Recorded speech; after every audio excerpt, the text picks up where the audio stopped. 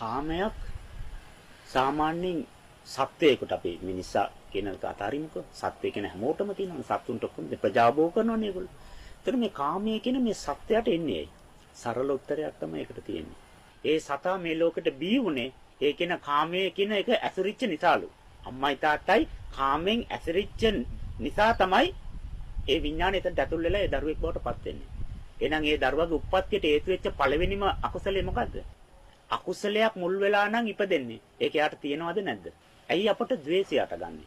කාමයේ එතනින් අටගත්තා. ද්වේෂයයි අටගන්නේ. තිරිසන් කුලවල කියන්නේ අපි. බඩගිනි ඇදෙනකොට මොකද වෙන්නේ? මරාගෙන කන්න එපාය. දුවගෙනකින් කාගේ රැඟට කනලා වෙලලා කරලා අටකටු පොඩි කරලා ගිලලා එහෙම නැත්නම් මස් කපලා හිරලා සත්තු අර කොටි සිඤ්ඤෝ එමනේ. එහෙනම් අපි සත්ව කුලවල ඉන්නකොට අනන්ත අප්‍රමාණ බඩගිනි හැම මොහොතෙම එනකොට ඒ සතාව මරාගෙන ඉරාගෙන එයාව විනාශ කරගෙන අපි ජීවත් වෙන්න ද්වේෂය පෝෂණය කරනවා. එහෙම වඩපු පෝෂණය කරපු ඒ ද්වේෂය ඥානවල තියෙනවා. අපි කියනවා අර මනුස්සන ණයෙක් වාගේ පෙනේ පුප්පනවා කියලා. මේ මනුස්සයත් එක්ක කතා කරන බල්ලෙක් වාගේ කොයි වෙලෙත් බනිනවා මිනිසුන්ට එක. ඇයි ඒ සත්තුන්ගේ ගුණ ඒවා. සත්ව කුලවල ඉපදිච්ච ඒවා. එහෙනම් ද්වේෂයත් පෙර සංසාරේ සත්ව කුල වලින් ආපු එකක් නං.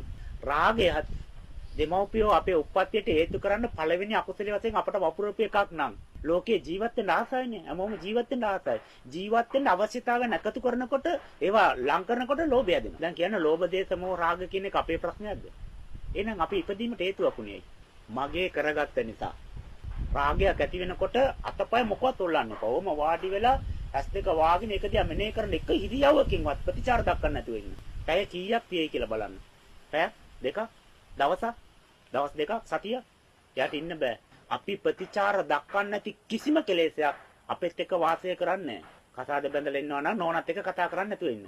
අම්බ කරලා පඩිය දෙන්නේ කතා කරන්න ආක බලන්න ඉන්න මොනවා රැව්වාම ආක බලන්න ඉන්නවා. කෑම එකක් කඩෙන් ගෙනාව ඔක්කොම ලියලා හොඳට කාලා උණ්ඩි කරලා කොලේ විසි කරලා පාඩුවෙන් නිදාගත්තා. සතියක් ගියේද පෞල් ජීවිතේ. එයාට අග්ගල ඇඳුම් ටික ගත්තා පාඩුවේ ගියා. අපි අහන කොහෙද යන්නේ කියලා ඒකට උත්තර දෙන්නේ නැහැ. දවස් තුනක් එයා උත්තර දෙන්නද? පාඩුවේ ගියා. දී ගියරුණා. ඒ කියන්නේ නිකන් මේ සිතක් තියෙන බෝධිසත්වරුනි මිනිස්සු තුන්තරා බෝධික පතනවා. එහෙනම් මේ තරම් මිනිස් ගුණ තියෙන මිනිසුන්ට දවස් දෙකක් තුනක් මූණ හරවගෙන හිටියම දී ගිය හැරෙනවා නම් සිතවිල්ලකින් එන කෙලෙස් වලට අපි මූණ හරවගෙන හිටියම මොකද්ද වෙන්නේ? එයා පවතින්නේ. රාගය පැමිණියාම එයා අපිත් එක්ක මිතුරු වෙනවා. අපි මිතුරු වෙනවා ඇත්තට. මිතුරු වෙලා එයාව පෝෂණය කරනවා. ලෝභයක් ඇති වුණාම ලෝභයට මිතුරු වෙලා එයාව අපි පෝෂණය කරනවා. ද්වේෂයක් ඇති වුණාම ද්වේෂ තරාවක් එනවා. ඒකට ප්‍රතිචාර නැහැ. කාට රාණියක් තියනවද? නැහැ. ද්වේෂයක් ඇතිවෙච්ච මේ මනුස්සයාට මොනවාරි පාඩම් උගන්වන්න ඕනේ. රස්සාව අයින් කරන්න ඕනේ. මෙයාව එලවලා දාන්න ඕනේ. මෙයාව නින්දාවටපත් කරන්න. මේ මේකක් අපි ප්‍රතිචාර දක්වනවා නේද? මොනවාරි ක්‍රියාවකින් එයාට පාඩම් උගන්වනවා නේද? ඔතන තමයි කර්මය දෙන්නේ. කෙලෙසේ නෙමෙයි ප්‍රශ්නේ තියෙන්නේ. කෙලෙසට ප්‍රතිචාර දක්වන එකයි ප්‍රශ්නේ. නිවන් දකින්නකම් රාත් වෙනකම් ඒ සියලු සත්‍යයන්ගේ සිත්වල මේ කියන ලෝභ දේශ මොහ රාග වෛර තියෙනවා. ඒව එකක්වත් ප්‍රශ්න නෙමෙයි. රාතන් වහන්සේට රාග ලෝභ දේශ මොහ තියෙනවද නැද්ද? හැබැයි ප්‍රතිචාරයක් නැහැ. ඇයි උන්වහන්සේ රාත් වෙන්න කලින් පැවිදි වෙන්න කලින් ගිහි ගෙදර හිටියනේ කසාද බඳලා හිටියනේ දරුවෝ හිටියනේ. ඒතකොට කොහොමද දරුවෝ ඉපදුනේ? උන්වහන්සේ ඒක දන්නවනේ. රාත් වෙනකොට අපි ඔපරේෂන් කරලා අදවතරන් තියලා වෙනම අදවතක් සිත ගලවලා තියලා වෙනම සිතක් එහෙම ඔපරේෂන් කරන්නේ නැහනේ. ඒ සිතමනේ. ඒ ඉන්ද්‍රියමනේ. ඒ මනසයමනේ රාතන් වහන්සේ බවට පත් උනේ. එහෙනම් ගී කාලේ ඉන්න ජීවත් වෙන කාලේ ඒ අඳුනගත්ත රාගය, ලෝභය, ද්වේෂය, වෛරය ඔක්කොම දන්නවා. ප්‍රතිචාර නැහැ.